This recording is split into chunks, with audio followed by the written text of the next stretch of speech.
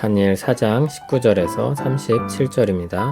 키워드는 꿈의 해석, 은혜로운 주권자, 은혜의 왕국 백성입니다.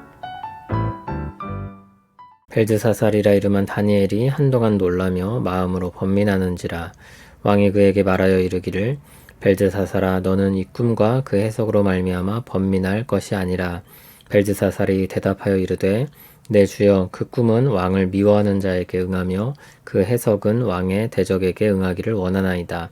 왕께서 보신 그 나무가 자라서 견고하여지고 그 높이는 하늘에 닿았으니 땅끝에서도 보이겠고 그 잎사귀는 아름답고 그 열매는 많아서 만민의 먹을 것이 될 만하고 들짐승은 그 아래에 살며 공중에 나는 새는 그 가지에 깃들었나이다. 왕이여 이 나무는 곧 왕이시라. 이는 왕이 자라서 견고하여지고 창대하사 하늘에 닿으시며 권세는 땅끝까지 미치심이니이다. 왕이 보신즉 한 순찰자 한 거룩한 자가 하늘에서 내려와서 이르기를 그 나무를 베어 없애라. 그러나 그 뿌리의 그루터기는 땅에 남겨두고 쇠와 노줄로 동이고 그것을 들풀 가운데에 두라. 그것이 하늘 이슬에 젖고 또 들짐승들과 더불어 제 몫을 얻으며 7대를 지내리라 하였나이다. 왕이여 그 해석은 이러하니이다. 곧 지극히 높으신 이가 명령하신 것이 내 주 왕에게 미칠 것이라. 왕이 사람에게서 쫓겨나서 들짐승과 함께 살며 소처럼 풀을 먹으며 하늘 이슬에 젖을 것이요 이와 같이 7대를 지낼 것이라. 그때 지극히 높으신 이가 사람의 나라를 다스리시며 자기의 뜻대로 그것을 누구에게든지 주시는 줄을 아시리이다.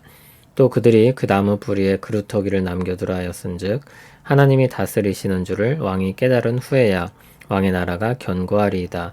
그런즉 왕이여 내가 아뢰는 것을 받으시고 공의를 행함으로 죄를 사하고 가난한 자를 긍휼히 여김으로 죄악을 사하소서. 그리하시면 왕의 평안함이 혹시 장구하리이다 하니라. 이 모든 일이 다 나 느부갓네살 왕에게 임하였느니라.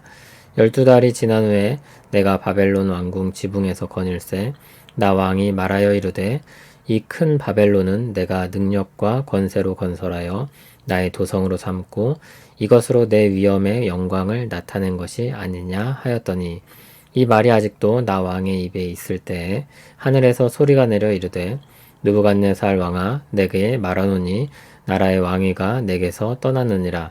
내가 사람에게서 쫓겨나서 들짐승과 함께 살면서 소처럼 풀을 먹을 것이요 이와 같이 7대를 지내서 지극히 높으신 이가 사람의 나라를 다스리시며 자기의 뜻대로 그것을 누구에게든지 주시는 줄을 알기까지 이르리라 하더라.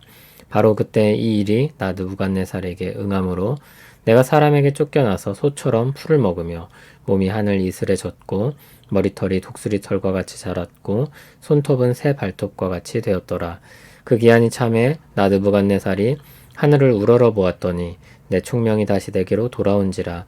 이에 내가 지극히 높으신 이에게 감사하며 영생하시는 이를 찬양하고 경배하였나니 그 권세는 영원한 권세요 그 나라는 대대에 이르리로다. 땅의 모든 사람들을 없는 것 같이 여기시며 하늘의 군대에게든지 땅의 사람에게든지 그는 자기 뜻대로 행하시나니 그의 손을 금하든지 혹시 이르기를 내가 무엇을 하느냐고 할 자가 아무도 없도다. 그때 내 총명이 내게로 돌아왔고 또 내 나라의 영광에 대하여도 내 위엄과 광명이 내게로 돌아왔고 또 나의 모사들과 관원들이 내게 찾아오니 내가 내 나라에서 다시 세움을 받고 또 지극한 위세가 내게 더하였느니라. 그러므로 지금 나 느부갓네살은 하늘의 왕을 찬양하며 칭송하며 경배하노니 그의 일이 다 진실하고 그의 행하심이 의로우심으로 교만하게 행하는 자를 그가 능히 낮추심이라. 아멘. 다니엘은 왕의 꿈에 대해 듣고 한동안 놀라며 번민했다고 했습니다. 그 꿈은 왕에게 좋지 않은 내용이기 때문입니다. 왕은 어느 정도 눈치를 챘지만 그 의미를 계속해서 듣고 싶어 했습니다. 다니엘은 차라리 그 꿈이 왕의 대적에게 응하기를 원한다고 말하면서 꿈을 해석합니다. 22절에 말하듯 꿈에서 크게 자란 나무는 느부갓네살 왕을 가리킵니다. 하나님이 그 권세를 하늘까지 닿도록 높이셨습니다. 그런데 문제는 한 순찰자, 한 거룩한 자에 대한 부분입니다. 나무를 베어 그루터기만 남기게 하고 짐승의 마음을 가지게 된다고 예고했습니다. 이것은 왕이 들짐승과 함께 7대를 지낼 것을 예고합니다. 그리하여 하나님이 높이시기도 하고 낮추시기도 하심을 나타내신다고 했습니다. 그러나 그것이 끝이 아닙니다. 하나님은 그루터기를 남겨두셔서 하나님이 다스리시는 줄을 깨닫게 하신 후에 그의 나라를 다시 견고하게 하실 것입니다.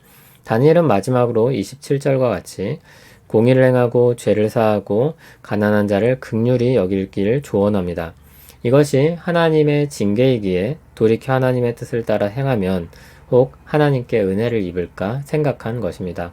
하지만 30절에 보듯이 왕은 예고된 길을 따라갑니다.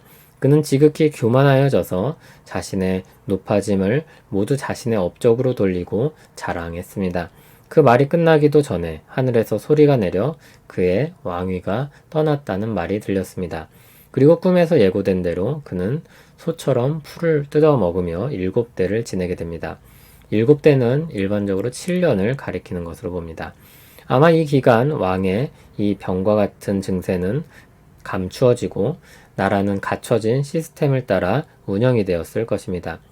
하나님이 말씀하신 기한이 지났고 느부갓네살이 하늘을 우러러 보았습니다.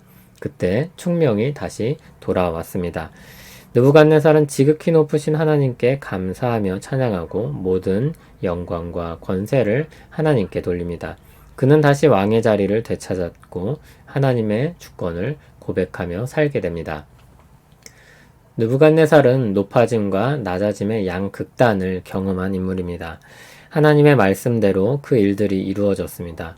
그 모든 일들을 겪은 그의 고백은 찬송이었습니다. 진실하고 의롭게 행하시는 지극히 높으신 이에 대한 찬송입니다. 그리고 교만한 자를 그가 능히 낮추시는 분이라고 고백합니다. 그는 하나님께서 얼마든지 사람과 나라를 높이시기도 하고 낮추시기도 하는 주권자이며 왕 위에 왕이심을 깨달았습니다. 또한 낮추셨다가도 용서의 은혜를 베푸시는 은혜로운 하나님이심을 배웠습니다. 아마 느부갓네살 왕은 복권되고 난 후에 27절에서 다니엘이 권했었던 공의롭고 은혜로운 통치를 하였을 것입니다. 그 결과 느부갓네살이 죽고 나서도 바벨론의 위상이 한참을 이어질 정도로 그 나라는 견고해졌습니다. 오늘 말씀을 통해서 우리는 하나님에 대해 2가지 면을 새기게 됩니다. 첫째는 다니엘서가 계속해서 강조하는 것으로 하나님께 모든 주권이 있다는 것입니다. 이를 그저 말뿐이 아니라 한 왕과 나라를 높이시기도 하고 낮추시기도 하는 일을 통해서 우리에게 계시하고 있습니다. 둘째는 하나님은 회복시키는 분이라는 것입니다. 고치신다 또는 용서하신다 이렇게 바꿔 말할 수 있습니다. 하나님께서 오늘 말씀에서 고치시고 용서한 대상은 교만이 하늘을 찌르는 사람이었습니다. 그런 그조차도 고치고 용서하신다면 못 고칠 사람, 용서하지 못할 사람이 없는 것입니다.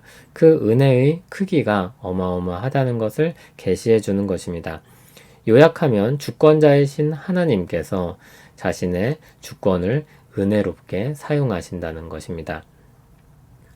우리에겐 우리를 사랑하시는 예수 그리스도가 계십니다. 그분이 하나님의 은혜로운 주권을 따라 우리를 살리셨습니다. 그리고 우리를 계속해서 그 안에 살게 하십니다. 우리가 연약하여 넘어지면 일으키실 것입니다.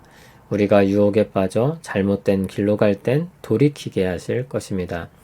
우리가 지쳐서 주저앉아 있을 땐 손을 잡아 이끄실 것입니다. 우리가 선한 열망을 가지고 주를 향해 살아갈 땐 지혜와 힘을 더할 것입니다. 우리가 주를 위해 의를 행하려고 할 때 능력과 의지를 더할 것입니다. 우리가 힘써 주를 따르려고 할 때 성령께서 우리와 함께 하시며 열매 맺게 하실 것입니다. 우리는 은혜로운 주권자에게 속한 백성입니다. 그분과 더불어 또 하루를 살아가길 바랍니다. 왕이신 나의 하나님, 우리를 선한 주의 길로 인도하옵소서. 우리가 그 길을 벗어날 때 말씀하시고 돌아와 다시 복된 길을 걷게 하옵소서. 수많은 유혹의 불화살을 소멸하여 주시고 선한 열망으로 불타올라 살게 하옵소서. 미적지근한 삶이 아닌 뜨거운 삶이 되게 하옵소서. 예수님 이름으로 기도합니다. 아멘.